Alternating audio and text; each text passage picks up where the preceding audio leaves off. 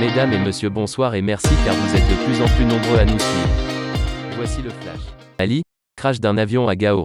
Mais avant de commencer, n'oubliez pas de vous abonner et d'activer la cloche de notification, pour pouvoir rester à la une de l'actualité. On commence.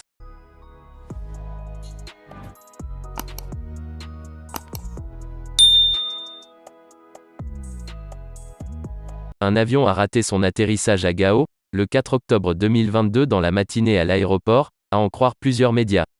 Selon les premières informations, l'accident serait dû à des difficultés de freinage de l'appareil au moment de fouler la piste d'atterrissage.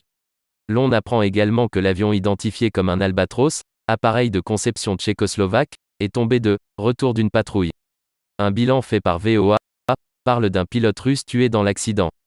Par voie de communiqué, l'état-major général des armées informe l'opinion que le 4 octobre 2022, aux environs de 9h30, un avion de combat de type Sukhoi Su-25 appartenant aux forces armées maliennes, portant l'immatriculation TZ20C, s'est écrasé dans la zone aéroportuaire de Gao au retour d'une mission effectuée en appui aux populations civiles de la région.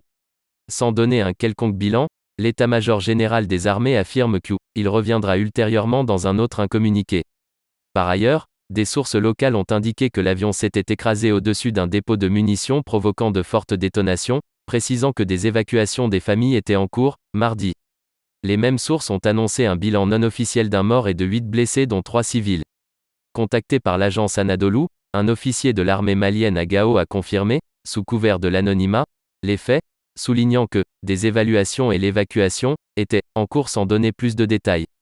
En août dernier, plus de 6 avions de chasse de type L-39 et Su-25, des hélicoptères de manœuvre de type Mi-8, un avion de transport tactique de type Airbus KZA-295, et d'autres armes de guerre ainsi que des munitions en provenance de la Russie avaient été réceptionnés par le président de la transition le colonel Assimi Goïta à l'aéroport international Modibo Keïta Bamako Sénou.